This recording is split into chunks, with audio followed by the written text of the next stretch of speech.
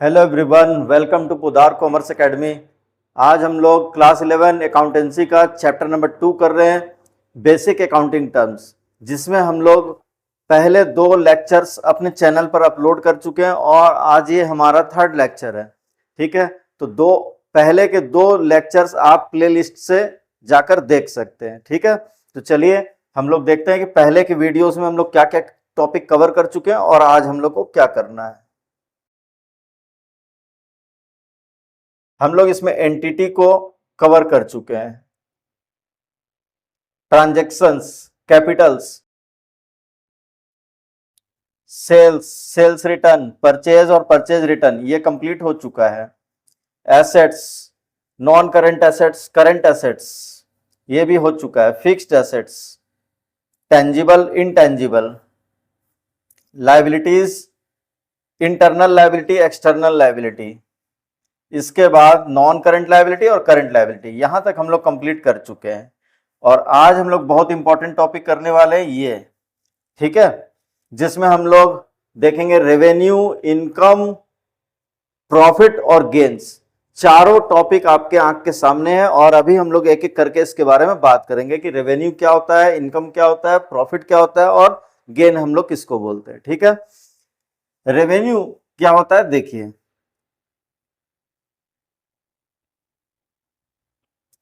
Revenue refers to the total receipt generated by a business from its normal activities word पे ध्यान देंगे, such as sale of goods and services, investment and other resources। जैसे कि मान लीजिए कि कोई आदमी कपड़े का बिजनेस करता है और वो 1 साल में 1 करोड़ का सेल करता है, तो 1 करोड़ जो कपड़े को सेल कर जो भी टोटल कलेक्शन हुआ है उसको हम लोग क्या बोलेंगे, रेवेन्यू बोलेंगे। ठीक है, या फिर कोई ऐसा आदमी है जो सर्विसेज प्रोवाइड करने का बिजनेस करता है, तो अपने क्लाइंट्स और कस्टमर्स को जो सर्विस प्रोवाइड करके टोटल कलेक्शन होगा, जो टोटल रिसिप्ट होगा, उसको हम लोग क्या बोलेंगे, रेवेन्यू बोलेंगे।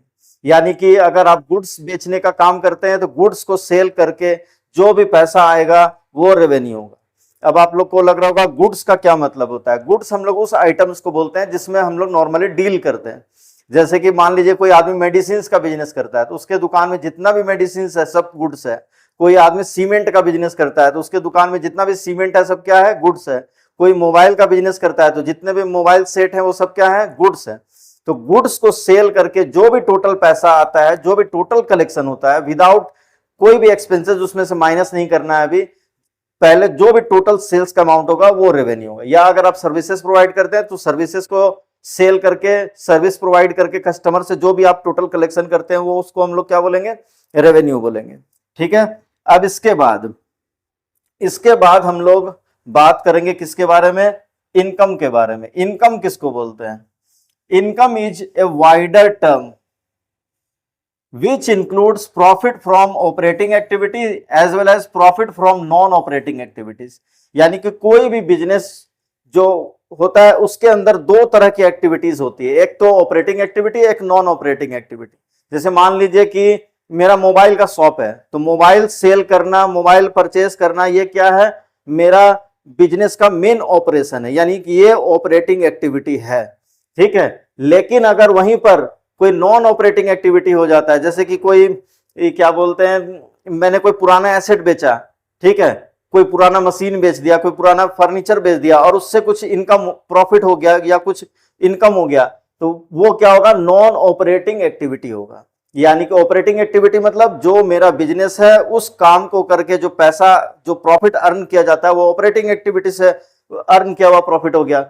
और अगर उसके अलावा कोई काम हम लोग करते हैं, कोई एसेट बेच देते हैं, कुछ और कोई काम से प्रॉफिट हो जाता है, तो वो क्या कहलाएगा, नॉन ऑपरेटिंग एक्टिविटी कहलाएगा। तो दोनों को मिला के जो टोटल प्रॉफिट या इनकम होता है, उस टोटल प्रॉफिट होता है उसको हम लोग क्या बोलते हैं, इनकम बोलते हैं। तो इनकम एक वाइडर टर्म है जिसके अंदर ऑपरेटिंग के साथ साथ नॉन ऑपरेटिंग प्रॉफिट को भी इंक्लूड किया जाता है। ठीक है, अब आइए हम लोग प्रॉफिट के बारे में बात कर लेंगे।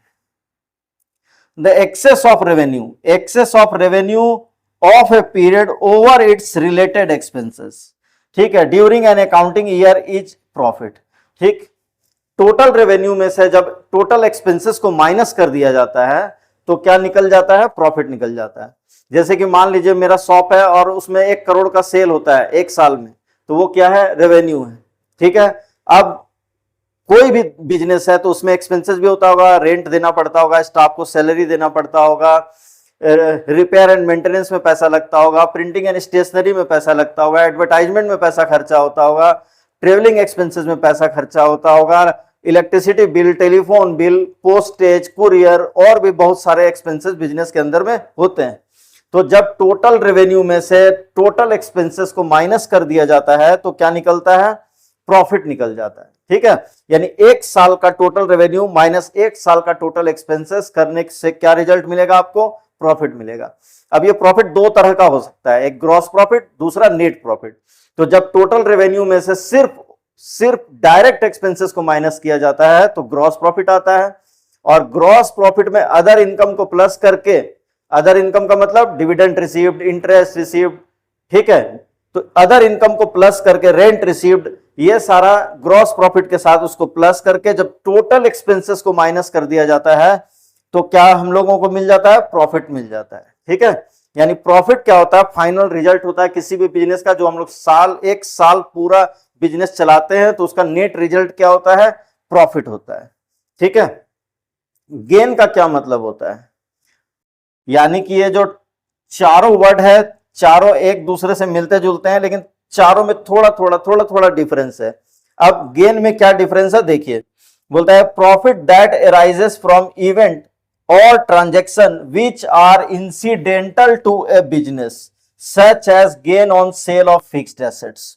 गेन का क्या मतलब है? गेन का मतलब है जैसे कि मान लीजिए मेरा बिजनेस मोबाइल बेचने का है, लेकिन अगर मैं अपना कोई पुराना ट्रक बेच देता हूं और पुराना ट्रक बेच के 2 लाख रुपए का प्रॉफिट हो जाता है, तो ये जो ट्रक को बेचना ये मेरा बिजनेस नहीं है। ठीक है, ये नॉन ऑपरेटिंग एक्टिविटी से कमाया हुआ पैसा है, ये इंसिडेंटल टू बिजनेस है, यानी कि ये सोचा समझा हुआ बिजनेस नहीं है, ये रेगुलर मेरा काम नहीं है। ठीक है, तो ऐसा ट्रांजैक्शन जिससे इस तरह का प्रॉफिट होता है उसको हम लोग क्या बोलते हैं? गेन बोलते हैं।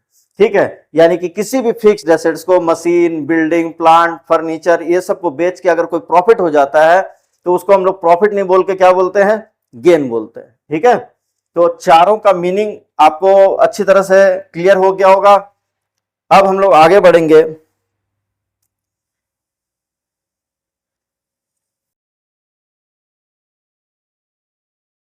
रिसिप्ट में,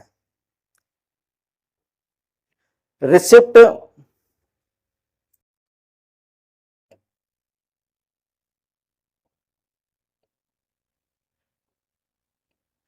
दो टाइप का रिसिप्ट होता है। ये बहुत इंपॉर्टेंट टॉपिक है, इसको थोड़ा ध्यान से देखना है।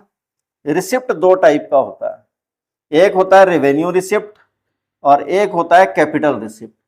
रेवेन्यू रिसिप्ट का क्या मतलब है, पहले हम लोग उसको देखें। Revenue receipt refers to that receipt which the business earns from its regular operations or activities such as sale of goods and services, receipt from rent, interest, commission etc.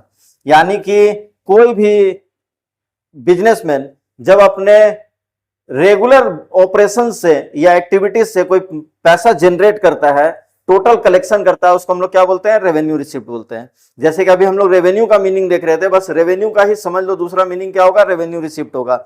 मान लीजिए कि मेरा दुकान है और उस दुकान में मैं टोटल 1 साल में 1 करोड़ का सेल करता हूं, ठीक है, गुड्स को बेच के। तो गुड्स को सेल करके जो भी टोटल पैसा आता है, या तो आप उसको रेवेन्यू बोलिए या फिर आप उसको क्या बोल सकते हैं? रेवेन्यू रिसिप्ट बोल सकते हैं। ठीक है, यानी एक तरह से देखा जाए तो रेवेन्यू का ही दूसरा नाम क्या है? Revenue receipt. यानी डे बाय डे ट्रांजैक्शन करके रेगुलर बिजनेस ऑपरेशन से जो भी पैसा कलेक्ट होता है, चाहे गुड्स को सेल करके या सर्विसेज को कस्टमर को प्रोवाइड करके, उसको हम लोग रेवेन्यू रिसिप्ट बोलते हैं। ठीक है, अब कैपिटल रिसिप्ट का क्या मतलब है देखते हैं।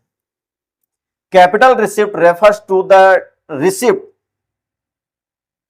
Bye the business from sources that do not involve regular business operation या regular business activities. These includes capital invested by proprietor or partner in the business or raising of loan। ठीक है, यानी कि ऐसा कोई रिसिप्ट यानी कि पैसा बिजनेस में आता है जो कि रेगुलर बिजनेस एक्टिविटी से रिलेटेड नहीं है। ठीक है, यानी कि जो रेकरिंग नेचर का नहीं है, जो बार बार नहीं मिल रहा है। ठीक है, ये जो रेवेन्यू रिसिप्ट होता है ये रेकरिंग नेचर का होता है, और capital receipt non recurring nature का होता है, जो कि एक बल्क में जो पैसा बिजनेस को मिलता है वो हम लोग उसको क्या बोलते हैं, और वो भी day by day regular way में नहीं मिलता है, यानी वो हमारा बिजनेस का नॉर्मल एक्टिविटी नहीं होता है। ठीक है, जैसे कि प्रोप्राइटर या पार्टनर अपने बिजनेस में कैपिटल इन्वेस्ट करता है, वो रेकरिंग नेचर का काम नहीं है, वो नॉन रेकरिंग नेचर का काम है, यानी ये या तो लाइफ में एक बार होता है, या साल में एक बार होता है, या साल में 2 बार होता है ज्यादा से ज्यादा। लेकिन ऐसा नहीं है कि रोज रोज रोज रोज सेल की तरह, यानी इस रेवेन्यू रिसिप्ट में क्या होता है, कस्टमर को हम लोग डेली सामान सेल करते हैं, डेली पैसा लेते हैं, वो रेवेन्यू रिसिप्ट है, वो रेकरिंग नेचर का है। लेकिन बिजनेस में कोई भी आदमी कैपिटल रोज रोज नहीं लगाता है, बैंक से लोन रोज रोज नहीं लिया जाता है, ये नॉन रेकरिंग नेचर का रिसिप्ट है। ठीक है, और ये रेगुलर बिजनेस एक्टिविटी से नहीं मिलता है। ठीक है, इसको हम लोग क्या बोलते हैं, कैपिटल रिसिप्ट बोलते हैं। ठीक है, और जो डे बाय डे ट्रांजैक्शन से पैसा आता है उसको क्या बोलते हैं, रेवेन्यू रिसिप्ट बोलते हैं। ठीक है, इतना क्लियर है। अब आइए एक्सपेंडिचर में। एक्सपेंडिचर भी 2 टाइप का होता है, सॉरी 3 टाइप का होता है, कैपिटल एक्सपेंडिचर, रेवेन्यू एक्सपेंडिचर और डेफर्ड रेवेन्यू एक्सपेंडिचर। तीनों को हम लोग एक एक करके समझेंगे, तीनों में क्या क्या टॉपिक है। Capital expenditure, capital expenditure refers to those expenditure which are incurred to acquire, upgrade, maintain fixed assets such as land, building, machine etc। यानी कि बिल्कुल सिंपल लैंग्वेज में अगर बोला जाए तो किसी भी एसेट को खरीदना कैपिटल एक्सपेंडिचर है। एक्सपेंडिचर का मतलब पैसा देना, पैसा देकर हम लोग क्या लाएंगे, land, building, machine, plant, furniture, ये सब खरीद के लाएंगे। तो अगर हम लोग कभी भी किसी एसेट में पैसा लगाते हैं तो वो कैपिटल एक्सपेंडिचर होता है, इसका बेनिफिट लॉन्ग टर्म के लिए मिलता है। ठीक है, तो कैपिटल एक्सपेंडिचर हम लोग जब भी करते हैं तो इस कैपिटल एक्सपेंडिचर का बेनिफिट क्या होता है, 1 से ज्यादा साल तक हम लोग उठाते हैं, या फिर एकदम बिल्कुल सिंपल तरीके से बोले तो एसेट को खरीदना कैपिटल एक्सपेंडिचर होता है। ठीक है, दूसरा रेवेन्यू एक्सपेंडिचर क्या होता है, रेवेन्यू एक्सपेंडिचर किसको बोलते हैं हम लोग अब वो देखेंगे। ठीक है, revenue expenditure refers to the recurring expenses a business incurs in its operating activity to generate revenue, for example salary, rent etcetera. यानी रेवेन्यू जनरेट करने के लिए जब हम लोग कोई पेमेंट किसी को करते हैं, मतलब कमाने के लिए, बिजनेस में अर्न करने के लिए, जब हम लोग कुछ फैसिलिटीज, कुछ सर्विसेज किसी से लेते हैं और उसके बदले में उसको पैसा पेमेंट करते हैं, तो वो क्या होता है, रेवेन्यू पेमेंट होता है। जैसे कि लैंडलॉर्ड को हम लोग रेंट पे करते हैं, ठीक है, तो वो क्या है हमारे लिए, रेवेन्यू एक्सपेंडिचर है। स्टाफ को सैलरी देते हैं, वो हमारे लिए क्या है, रेवेन्यू एक्सपेंडिचर है। ठीक है, deferred revenue expenditure refers to an expenses that is incurred during an accounting period but is not immediately written off as an expenses. Instead, it is spread out over a number of years because it provides benefit to the company over an extended period. For example, heavy advertisement expenses. ठीक है, deferred revenue expenditure का क्या मतलब होता है, एक ऐसा expenses जिसको हम लोग बहुत हेवी अमाउंट में खर्च कर देते हैं। ठीक है, लेकिन उसका बेनिफिट 1 साल में नहीं मिलता है, 1 से ज्यादा साल तक मिलता है। यानी पैसा एक बार में लग गया और उसका बेनिफिट क्या होगा, धीरे धीरे करके हम लोग लेंगे, यानी कि 5 साल में, 10 साल में, नॉर्मली क्या होता है 5 ईयर्स में हम लोग उसका बेनिफिट उठाते हैं। इसका सबसे अच्छा एग्जाम्पल है एडवर्टाइजमेंट एक्सपेंसेस। जैसे मान लीजिए कि मेरा कोचिंग सेंटर है, मैं इसके एडवर्टाइजमेंट पर 10 लाख रुपया एक ही साल में खर्च कर देता हूं। ठीक है, तो 10 लाख रुपया एक ही साल में खर्च कर देता हूं, तो एक्सपर्ट्स का मानना है कि जब कभी भी कोई भी बिजनेस अगर एडवर्टाइजमेंट में हैवी खर्च कर देता है तो उसका फायदा उसको 1 साल से ज्यादा साल तक मिलता है, नॉर्मली 5 साल तक नॉर्मली। ठीक है, तो यानी कि 10 लाख रुपया अभी लगा है, लेकिन इसका फायदा 5 साल तक मिलेगा। तो अगर हम लोग इस 10 लाख को इस साल के एक्सपेंसेस में दिखा देते हैं तो ये गलत माना जाएगा। तो हम लोग क्या करते हैं कि इस 10 लाख का 1/5 यानी कि 2 लाख इस साल के एक्सपेंसेस में दिखाएंगे और बचा हुआ 8 लाख डेफर्ड रेवेन्यू एक्सपेंडिचर बोल के बैलेंस शीट में एज ए एसेट उसको दिखलाएंगे। फिर अगले साल उसमें से 2 लाख निकाल के एक्सपेंसेस में लिखेंगे, बचा हुआ 6 लाख बैलेंस शीट में दिखेगा। फिर उसके अगले साल उसमें से 2 लाख निकाल के एक्सपेंसेस में ट्रांसफर करेंगे, बचा हुआ 4 लाख बैलेंस शीट में दिखेगा। और ऐसा ही सिलसिला 5 साल तक चलेगा।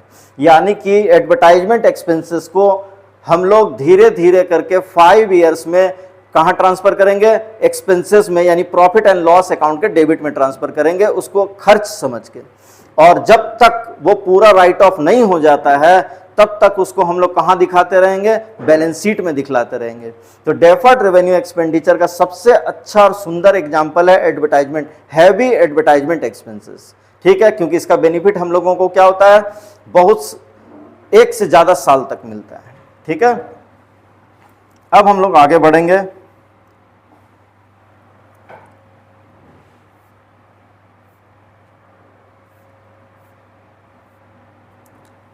आज की क्लास में हम लोग इतना ही कंप्लीट करेंगे और बचा हुआ टॉपिक यानी कि अभी बेसिक अकाउंटिंग टर्म्स के अंदर और अच्छे अच्छे टर्म्स हमारे पास हैं जिसको हम लोग आने वाले अगले क्लास में डिस्कस करेंगे। जो भी पढ़िए अच्छे से पढ़िए, समझ के पढ़िए। कोई भी डाउट्स या कंफ्यूजन हो कमेंट सेक्शन में कमेंट जरूर करिए, ताकि मुझे भी पता चले कि मैं जो पढ़ा रहा हूँ वो आपको कितना फ़ायदा पहुँचा रहा है। और आपको कोई डाउट्स हो तो आप ज़रूर से मुझे बताइए। ठीक है, मिलते हैं नेक्स्ट क्लास में।